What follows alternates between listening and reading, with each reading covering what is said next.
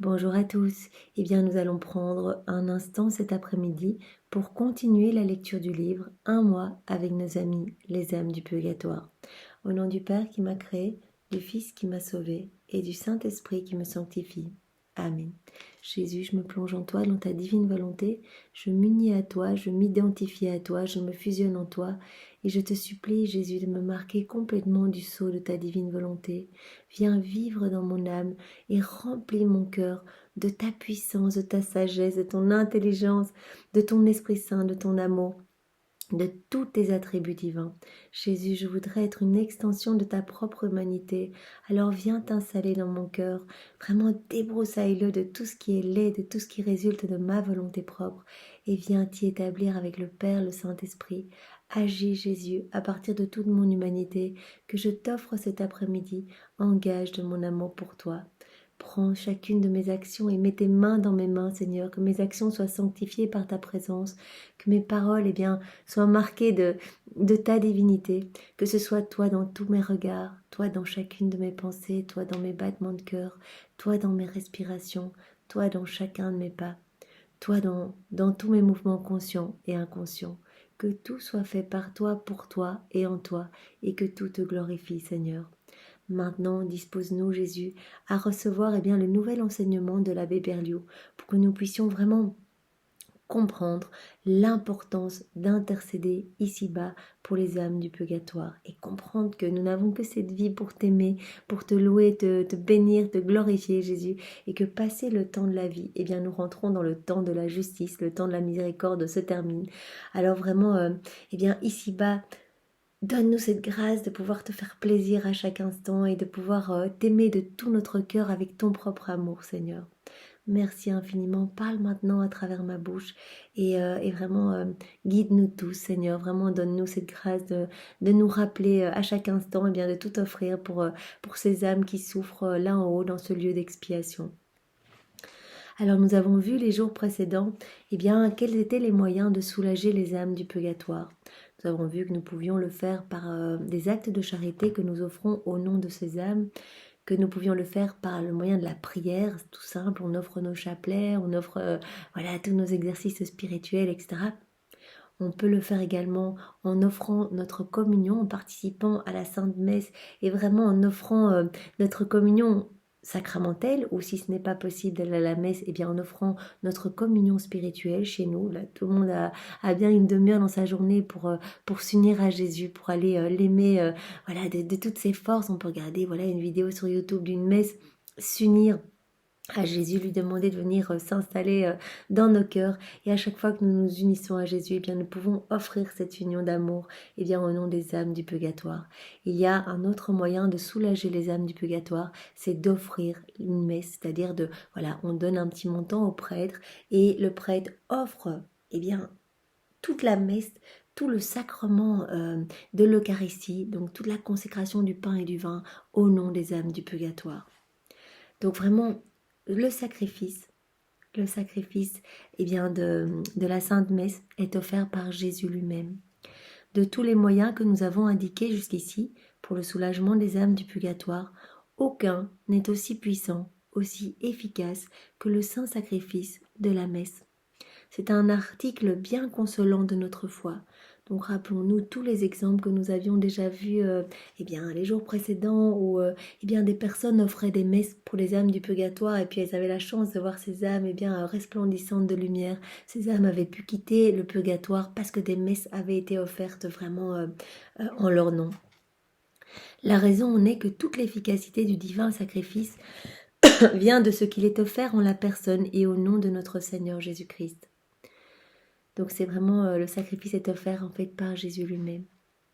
À l'autel comme au calvaire, même victime, même sacrificateur, et par conséquent même efficacité. Là, Jésus hostie offre à son Père tout ce qu'il est et tout ce qu'il a. Il offre toute l'Église militante et toute l'Église souffrante. En fait, comme le prêtre est une âme consacrée, quand c'est lui qui émet cette intention pour une âme du purgatoire, c'est comme si Jésus offrait lui-même son corps, ses souffrances, ses plaies, toute sa crucifixion pour le salut d'une âme du purgatoire. On peut également offrir des messes pour des personnes vivantes, pour leur conversion, etc. Et vraiment, c'est très puissant. Quelle joie dans ce royaume de pleurs pour ces âmes victimes de la justice divine, lorsque Jésus les embrasse et les offre toutes à son Père. Et le Père reçoit l'oblation du Fils. À travers les flammes expiatrices, il reconnaît en elles, même dans leur disgrâce, les traits de son Fils adorable, et il pardonne en considération des mérites de cet agneau sans tache, dont Jésus vient s'offrir lui-même. Et alors que normalement c'est le temps de la justice après la mort, et bien quand nous offrons une messe au nom des âmes du purgatoire, c'est comme si Jésus demandait à son Père de regarder les péchés de ces âmes, voilà, comme s'il plaçait ses âmes derrière lui ou en lui et dit, eh bien, regarde ces âmes, regarde tous ces péchés, eh bien, à travers moi, à travers ma lumière, à travers mes plaies, à travers mon sang. Ne regarde plus ces âmes, mais regarde uniquement tous les sacrifices, tout ce que j'ai fait pour le salut de ces âmes. Donc il offre ses propres mérites de toutes ses souffrances, de sa passion, etc. Nous savons qu'il a souffert pendant les 34 années de sa vie, depuis la seconde une de son incarnation. Il a souffert pour refaire nos vies. Et bien tout cela est offert au Père au nom des âmes du purgatoire. Donc ça c'est magnifique quand nous offrons une messe pour une âme ou pour toutes les âmes du purgatoire. Alors le Seigneur viendra choisir celle qui est le plus oubliée, la plus oubliée. Comment se fait-il qu'en un moment si solennel, toutes ces âmes ne soient pas délivrées? Nous ne le savons pas, nous ne pouvons pénétrer les secrets de l'infinie justice et sainteté de Dieu, mais il est certain que toutes sont soulagées. Voilà, dès que nous offrons des messes pour les âmes du purgatoire, elles sont toutes soulagées, elles reçoivent toutes quelque chose et le Seigneur vient chercher celle pour laquelle les prières sont les plus urgentes.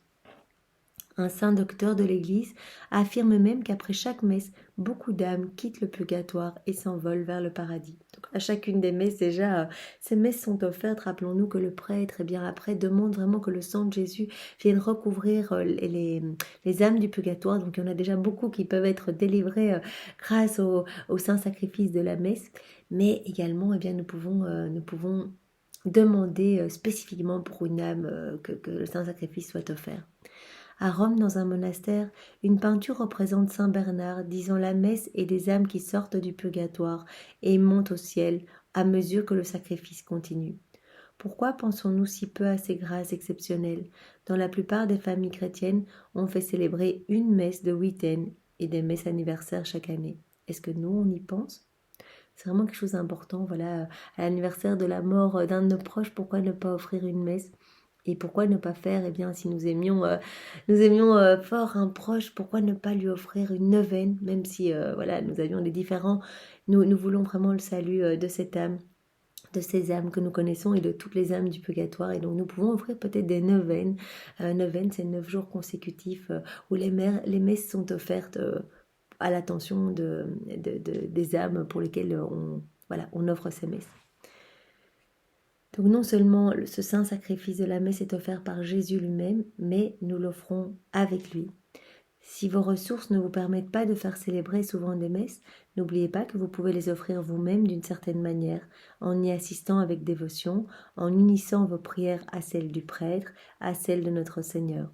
Donc comme on l'a vu hier, si c'est pas possible d'offrir des neuvaines, etc., on peut en assistant à la messe de tout notre cœur, si vraiment on s'unit à Jésus, on s'unit au prêtre, à ses prières, etc., il y a déjà beaucoup d'effets bénéfiques pour les âmes du purgatoire. Oui, quand vous êtes là, près de l'autel, vous disposez des mérites de l'agneau sans tache. Vous pouvez les appliquer à tous ceux qui vous sont chers.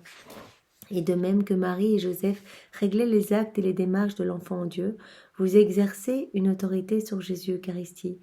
Vous devenez le maître, le distributeur de ses mérites. Voilà, quand nous sommes à la messe, nous pouvons donc offrir non seulement, comme nous l'avions vu hier, au moment où on va communier, on offre cette union avec Jésus au nom des âmes du purgatoire, mais nous pouvons le faire devant l'autel, au moment de la consécration du pain et du vin, dire voilà, je m'unis au prêtre, Seigneur, et je prends tous les mérites, tous les mérites de ta passion, de ta crucifixion, de ton sang, et je veux te les offrir à ton Père, au nom de ces âmes du purgatoire.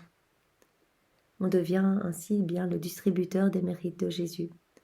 Vous pouvez donc prendre son sang divin et le répandre à profusion sur les âmes bénies du purgatoire. Donc vraiment, voilà, c'est ce qu'on apprend dans la divine volonté, c'est que tout est à disposition et que nous pouvons, eh bien, à tout moment, même de la journée, voilà, dire Jésus, je prends le sang qui a coulé, par exemple, eh bien, de ton chef sacré au moment de ton couronnement d'épines, et je prends ce sang et je vais le placer dans toutes les âmes pour nettoyer tous les péchés d'orgueil, tous les péchés de la pensée, voilà, tout ce qui t'offense, Seigneur. Alors, ici-bas, pour toutes les personnes encore en exil avec moi, mais également pour tous ces péchés-là, des âmes du purgatoire. Seigneur, eh bien, je prends le sang de tes mains et de tes pieds lors de ta crucifixion et j'offre tout ça au Père éternel pour expier eh bien, tous nos péchés, de nos mauvaises actions, de nos mauvais pas, tout ce qui est déconnecté de ta divine volonté, Seigneur. Alors, nos péchés à nous, ici-bas sur la terre, mais également ces péchés que les âmes du purgatoire ont fait et qui les ont conduits eh bien, là, dans cette terre d'exil, loin de toi, Seigneur, où elles vivent vraiment la nostalgie de ta présence. Alors nous pouvons offrir également, eh bien, Seigneur, tout le sang, par exemple, de ta flagellation. Nous reprenons tout ce sang et nous l'offrons au Père éternel pour expier tous nos péchés de la chair, nos péchés contre la pureté, les nôtres, mais également eh bien, ces péchés des âmes du purgatoire. Voilà, vraiment qu'elles puissent être libérées par l'offrande de ton sang, Seigneur. Vraiment que nous offrons au pied du trône éternel. Nous pouvons eh bien, prendre tout le sang qui a coulé de l'épaule de Jésus, de ses genoux. Voilà, il est tombé de nombreuses fois, 3 fois sur le chemin du calvaire, et vraiment la croix, elle lui a déchiqueté l'épaule. Et nous pouvons eh bien, offrir ce sang pour expier eh bien, nos péchés de confort, nos murmures contre les saintes ordonnances, toutes ces fois où nous ne voulons pas souffrir, porter notre croix par amour pour Jésus. Donc nous pouvons demander l'expiation de nos péchés par l'offrande de ce sang, mais nous allons demander surtout l'expiation des péchés des âmes du purgatoire qui ont commis eh bien, ce type de péché, qui ne voulaient pas souffrir, qui se sont peut-être rebellés dans la souffrance et qui se sont éloignés de Dieu alors que c'était une sorte de cadeau, un amour de prédilection que le Seigneur leur proposait pour leur sanctification.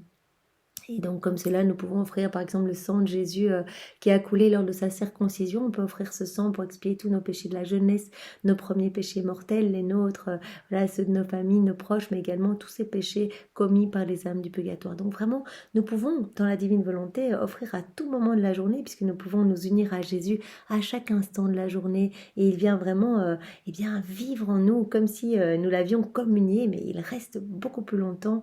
Voilà, puisque voilà, quand nous le recevons dans l'Eucharistie, souvent il rencontre des cœurs mal disposés, il est contraint à sortir de nos cœurs. Mais quand nous l'appelons régulièrement et que nous désirons vivre en union avec lui dans la divine volonté, eh bien il s'installe définitivement. En fait, il retire petit à petit toutes les mauvaises choses de notre cœur et nous invite à faire de plus en plus d'actes dans la divine volonté. Et cette union eh bien, fait que notre âme se dépouille des mauvaises choses. Et à chaque fois qu'on s'unit, eh bien, il y a des merveilles qui sont distribuées partout sur toutes les âmes, y compris pour les âmes du purgatoire. Mais donc, on peut offrir à chaque instant dans la divine volonté le sang de Jésus. On ne doit pas spécialement être à la messe pour attendre ce moment. Alors, c'est vrai que c'est magnifique de se retrouver à la messe.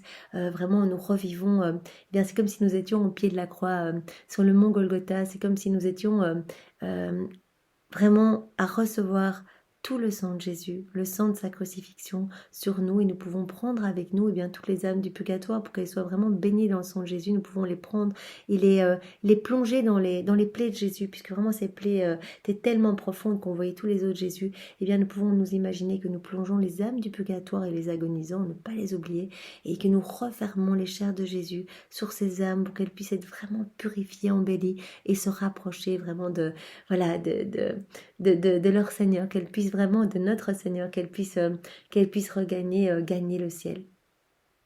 Voilà, et nous pouvons eh bien, en fait offrir tous nos moments où nous distribuons le sang de Jésus dans les cœurs, eh bien, nous pouvons le faire également pour les âmes du purgatoire.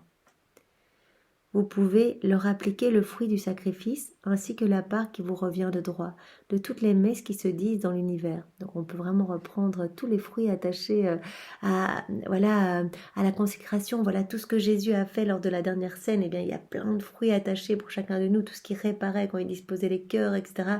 Nous pouvons nous unir à Jésus dans l'Eucharistie, prendre tous les fruits, eh bien, au moment de la consécration du pain voilà, et du vin en corps et sang de Jésus. Nous pouvons prendre tous ces fruits, aller les distribuer vraiment dans toutes les âmes et particulièrement eh bien, dans les âmes qui se trouvent au purgatoire. C'est là un trésor auquel nous ne pensons pas assez, un trésor avec lequel nous pouvons solder la rançon de nos parents et de nos amis et leur ouvrir la porte douce du ciel. Nous sommes coupables d'exiger un moyen si facile et si efficace de mettre un terme aux tourments de ces chères âmes qui nous demandent par les mérites du Sauveur de penser à elles, au saint sacrifice, pendant le memento des morts. Vous voyez, après la consécration du pain et du vin, eh bien le prêtre parle des âmes consacrées et puis après le prêtre parle, voilà, c'est le memento des morts, il parle des âmes du purgatoire et c'est à ce moment-là que nous pouvons eh bien les recouvrir du sang de Jésus, les plonger vraiment dans le calice du sang de Jésus. Voici un exemple. Le saint curé d'Ars racontait un jour dans son catéchisme à ses paroissiens le trait suivant.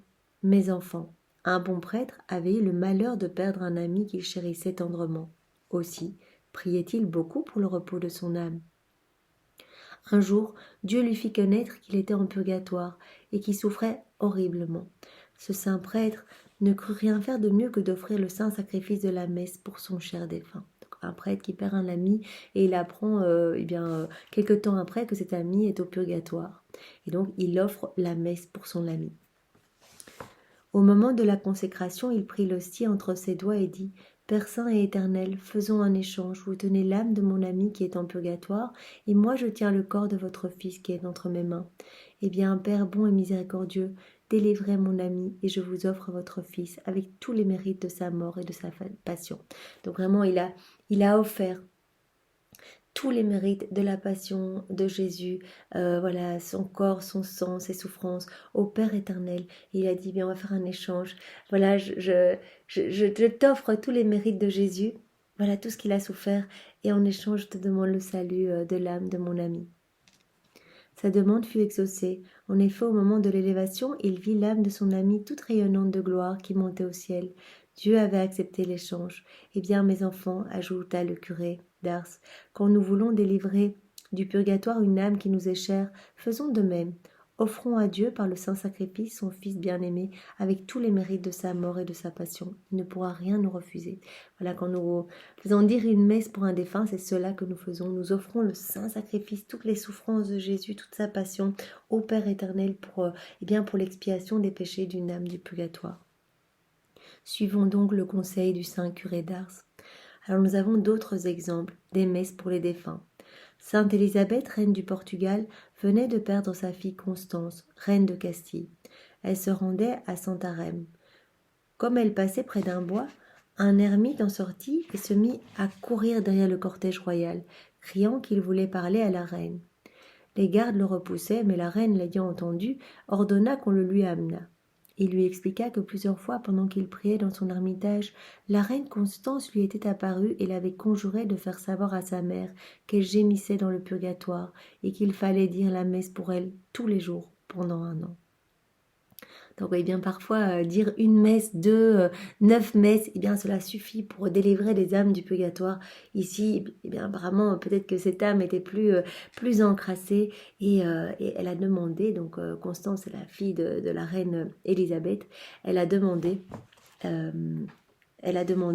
un ermite, donc elle est apparue à un ermite, à un priant, et elle lui a dit, eh bien, va trouver ma maman et qu'elle dise pour moi, qu'elle fasse dire pour moi la messe pendant 1 an pour que mon âme eh bien, soit libérée des flammes du purgatoire.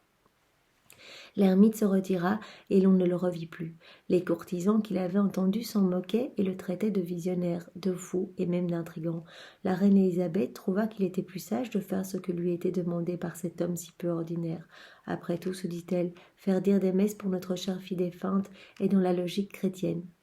Donc même si on prenait cet ermite pour un fou partout dans le village, elle a choisi de faire dire des messes pendant 1 an pour sa fille. Le père Ferdinand Mendes, réputé pour sa piété, fut chargé de célébrer les 365 messes pour le soulagement de l'âme de Constance. Sainte Élisabeth priait pour sa fille, mais elle avait complètement oublié la consigne donnée à ce bon prêtre. Un jour, Constance apparut à sa mère vêtue de blanc éclatante de lumière et lui dit « Maintenant, je m'envole vers la béatitude éternelle. » Le lendemain, Élisabeth alla à l'église pour remercier le bon Dieu de la délivrance de sa fille. Le père Mendes l'y aperçut et vint lui dire qu'il venait de terminer la veille la série des 365 messes. alors que la mère avait complètement oublié, elle reprenait un peu sa vie quotidienne, elle avait oublié que toutes ses messes étaient dites à l'attention de sa fille tous les jours. Eh bien, elle a pu voir sa fille, en fait, pile un an après, en gloire, vraiment dans un vêtement de lumière. Et donc, en parlant au père, elle a compris que voilà, les 365 jours avaient été dits, les 365 messes avaient été offertes au nom de sa fille. Et donc, elle a pu être vraiment délivrée de ce lieu d'expiation. Juste au moment de l'apparition de sa fille délivrée, Élisabeth se souvint de l'ermite. Prions. Aussi coupables que soient à tes yeux les âmes du purgatoire, Seigneur, laisse-toi apaiser, ô Dieu de miséricorde, et pardonne-leur en voyant le sang précieux de ton Fils répandu chaque jour sur l'autel pour les laver de leurs souillures. Écoute la voix de ce sang adorable qui ne crie pas pour demander vengeance, mais pour demander grâce et miséricorde. Ô Jésus, agneau sans tache qui efface les péchés du monde, sois propice à mes frères défunts, qu'ils soient délivrés et qu'ils reposent en paix près de toi, Seigneur. C'est vraiment ce que nous te demandons. Eh bien, soyez tous bénis, passez une belle journée dans la divine volonté de Jésus. Au nom du Père et du Fils et du Saint-Esprit. Amen. Bon après-midi à tous. Au revoir.